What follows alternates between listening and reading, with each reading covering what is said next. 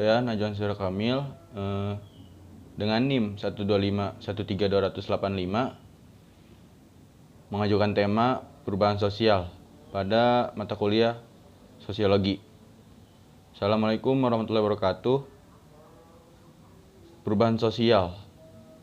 Perubahan sosial kita mulai dari komunikasi.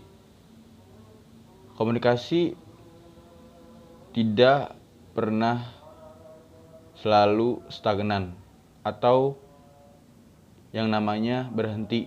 Nah, selama berabad-abad komunikasi selalu berubah karena kebutuhan. Nah, jadi komunikasi itu termasuk bukti perubahan sosial dan juga pekerjaan. Gak mungkin seluruh penduduk Indonesia adalah petani. Nah, dibutuhkan juga tenaga kerja kedokteran, ahli mesin. Nah, itu juga termasuk kepada perubahan sosial. Nah, video ini membahas tentang perubahan sosial yang terjadi di kehidupan sehari-hari. Nah, perubahan sosial itu bisa berbentuk norma, perilaku, struktur sosial, maupun lembaga sosial.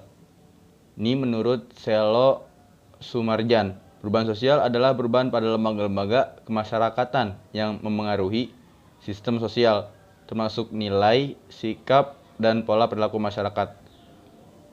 Dan adapun faktornya, ada faktor internal. Faktor internal tersebut dipengaruhi oleh jumlah penduduk, yang dimana suatu tingkat sumber daya manusia itu memengaruhi yang namanya perubahan sosial. Bila sumber dayanya maju, maka perubahan dampak sosialnya akan lebih ke positif. Jika sumber dayanya lemah, maka akan berakibat fatal atau pada kehancuran. Dan juga pada berikutnya faktor internal ada pada penemuan baru dan inovasi teknologi. Ada konflik sosial, juga ada perubahan pola pikir masyarakat. Contohnya penggunaan gawai, mengubah cara orang berkomunikasi, bekerja, dan belajar. Zaman dulu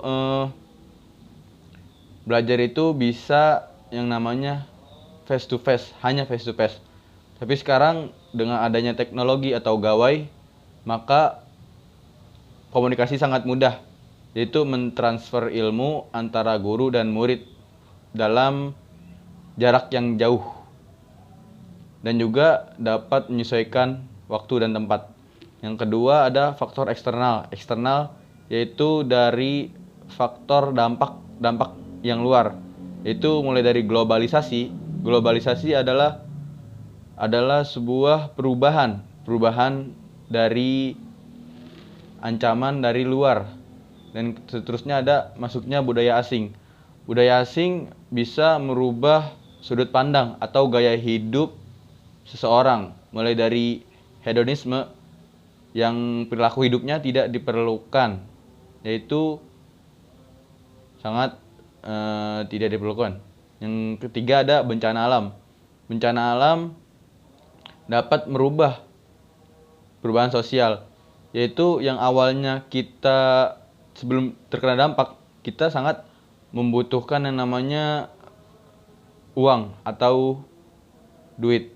Nah, setelah bencana alam tersebut, kita bukan tidak butuh uang, tetapi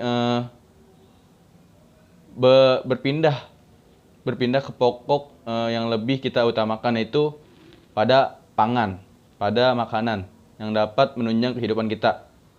Yang terakhir ada peperangan. Peperangan ini dapat merubah sistem ideologi, psikis seseorang, dapat berubah terjadinya perang.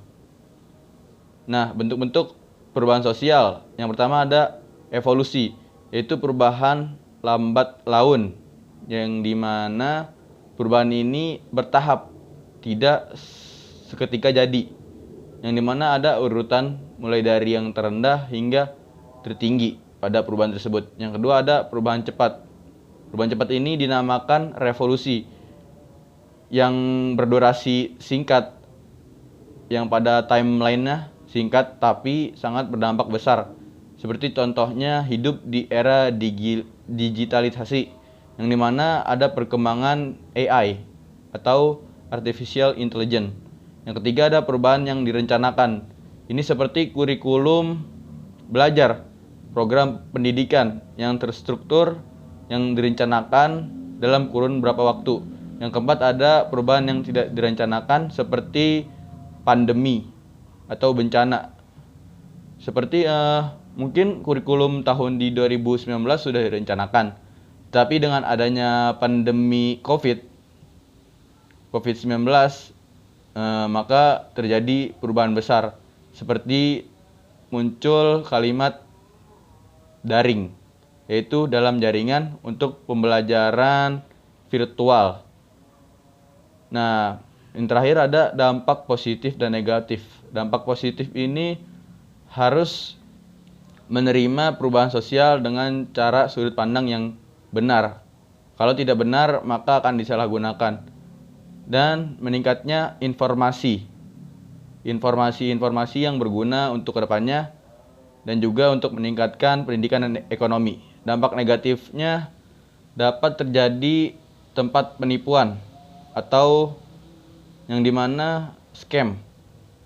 Dan juga yang terakhir ada kesenjangan sosial dan ekonomi, yang dimana orang yang semakin kaya akan kaya dan orang yang miskin akan semakin miskin. Kesimpulannya adalah kita boleh menerima dampak sosial yang baik, tetapi yang buruk kita harus memfilterisasi agar kita tidak terdampak pada kejahatan sosial. Assalamualaikum warahmatullahi wabarakatuh.